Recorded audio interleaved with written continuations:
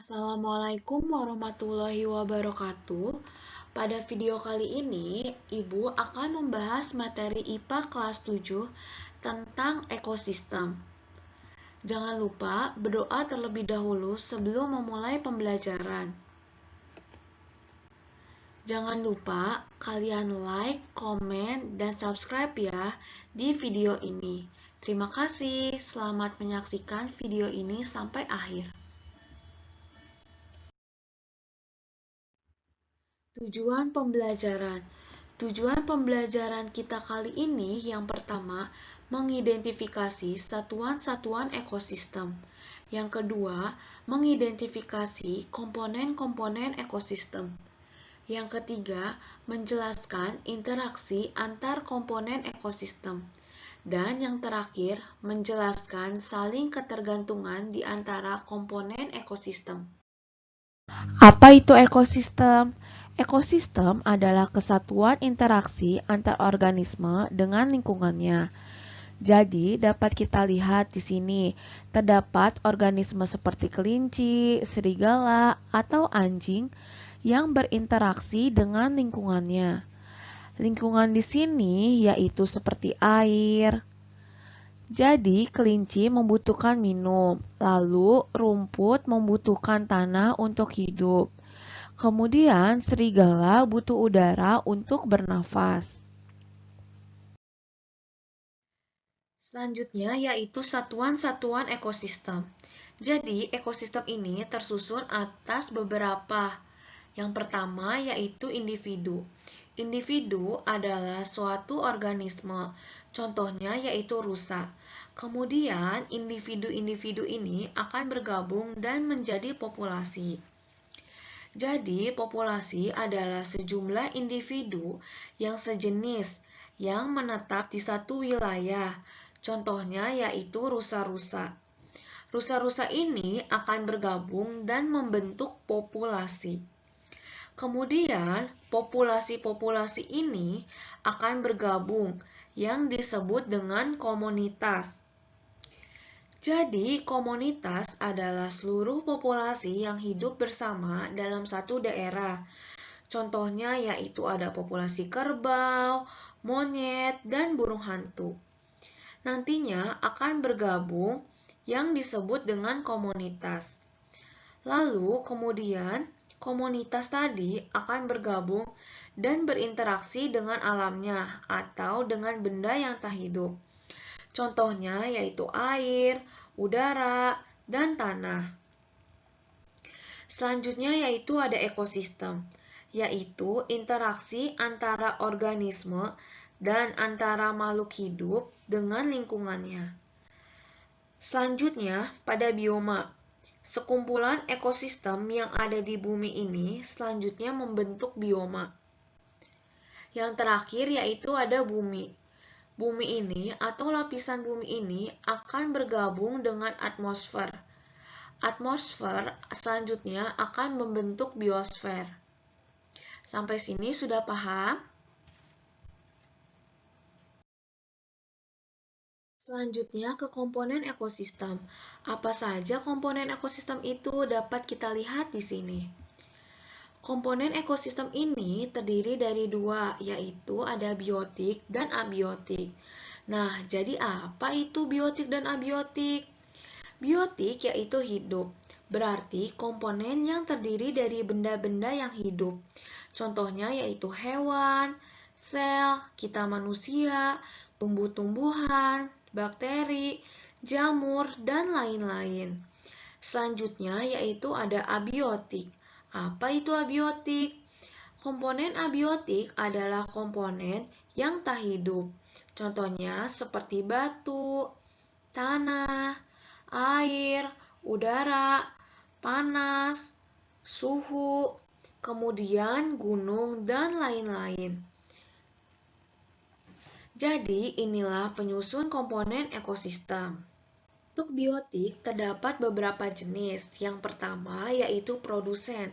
Artinya, sesuatu organisme atau makhluk hidup yang dapat menghasilkan makanannya sendiri. Contohnya tumbuh-tumbuhan. Jadi, tumbuh-tumbuhan ini dia dapat menghasilkan makanannya sendiri. Selanjutnya, selain produsen, ada juga yang dinamakan dengan konsumen. Konsumen itu apa ya? Konsumen artinya makhluk hidup yang tidak dapat menghasilkan makanannya sendiri atau membutuhkan organisme lain. Contohnya seperti kita sebagai manusia.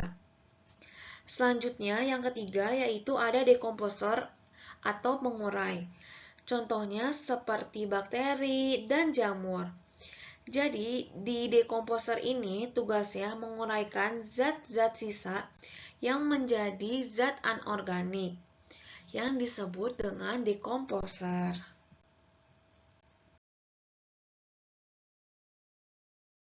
Kita masuk ke pola interaksi. Jadi, organisme ini bergantung dengan organisme lainnya. Seperti kita manusia, tentunya tidak bisa hidup sendiri ya. Begitu juga dengan organisme-organisme lainnya. Jadi, karena ada ketergantungan itu, dia akan membentuk pola interaksi. Nah, pola-pola interaksi pertama yaitu ada pola interaksi netralisme. Merupakan hubungan yang tidak saling mempengaruhi. Artinya, tidak saling mempengaruhi satu sama lainnya. Contohnya yaitu gajah dengan jerapah yang hidup bersama-sama dan tidak mengganggu satu sama lainnya. Yang kedua yaitu ada pola interaksi kompetensi, yaitu persaingan antar individu sejenis untuk mendapatkan sarana tumbuh dan berkembang.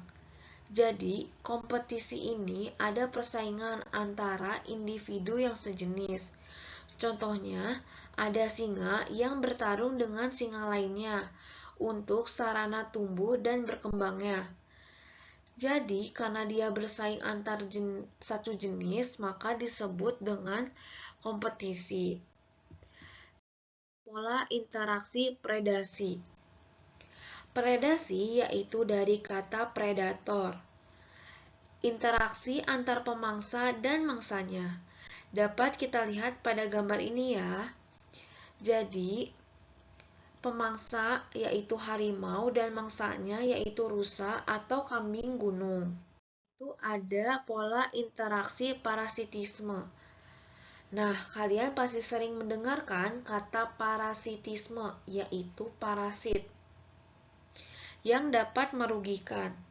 Parasitisme artinya interaksi antar dua organisme yang berbeda jenis, di mana satu pihak diuntungkan dan satu pihak dirugikan. Contohnya seperti ini, nyamuk yang menggigit kita. Nyamuk diuntungkan karena mendapatkan makanan, kenyang, dan bahagia. Sedangkan kita dirugikan karena gatal, merah, dan belum tahu bahwa nyamuk ini membawa penyakit apa.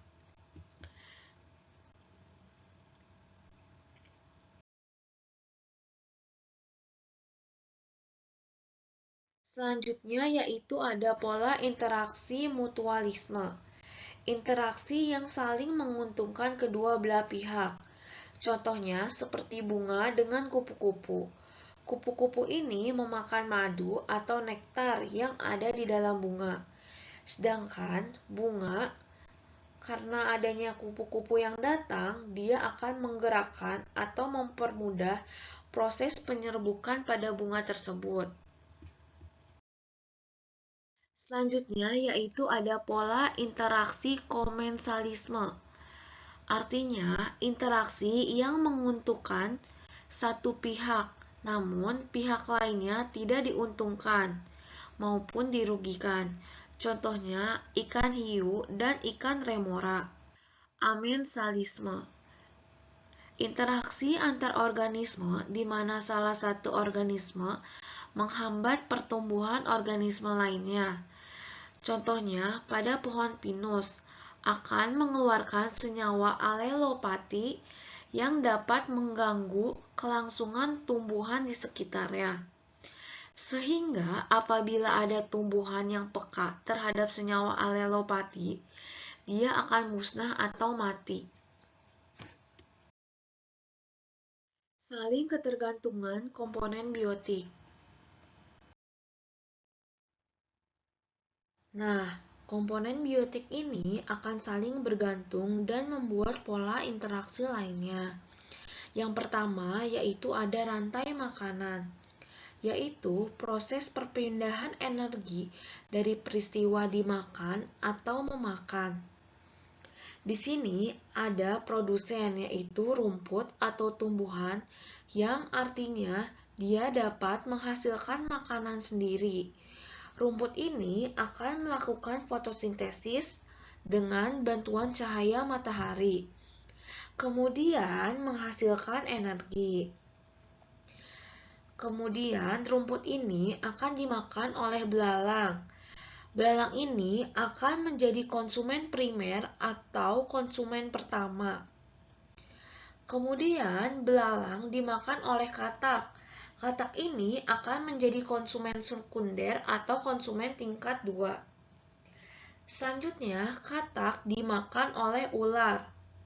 Dan ular ini menjadi konsumen tersier atau pemakan ketiga. Lalu ular ini dimakan oleh elang dan menjadi konsumen final atau konsumen tingkat 4. Beberapa waktu kemudian, elang itu mati dan diuraikan oleh dekomposer. Hasil penguraian dekomposer tadi akan dipakai lagi oleh rumput yang terserap di tanah, dan seterusnya. Nah, itu yang disebut dengan rantai makanan. Sudah paham ya? Selanjutnya yaitu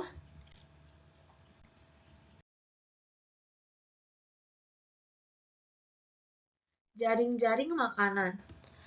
Jaring-jaring makanan adalah sekumpulan rantai makanan yang saling berhubungan, yang membentuk semacam jaringan. Jadi, rantai makanan itu tadi akan berhubungan dengan rantai makanan lainnya, seperti rumput dimakan oleh marmut, marmut dimakan oleh kelinci atau dimakan oleh elang, lalu rumput dimakan oleh kupu-kupu, kupu-kupu dimakan oleh ayam, lalu ayam dimakan oleh beruang, dan seterusnya. Selanjutnya yang terakhir yaitu ada piramida makanan. Piramida makanan adalah gambaran piramida yang menunjukkan perbandingan makanan antara produsen, konsumen 1, konsumen 2, sampai dengan konsumen puncak. Nah, dapat kita lihat di sini ada gambar piramida makanan. Yang paling bawah yaitu produsen dengan jumlah paling banyak. Selanjutnya dimakan oleh konsumen tingkat 1. Jumlahnya agak lebih sedikit. Selanjutnya dimakan oleh konsumen tingkat 2 lebih sedikit lagi. Dan dimakan lagi oleh konsumen tingkat 3. Maka dari itu, jumlah elang atau ular ini lebih jauh, lebih sedikit ditimbang jangkrik dan tikus. Jadi, produsen ini pasti akan lebih banyak dibandingkan dengan konsumen final. Sekian materi hari ini, semoga kalian paham. Wabillahi taufiq wal hidayah. Wassalamualaikum warahmatullahi wabarakatuh.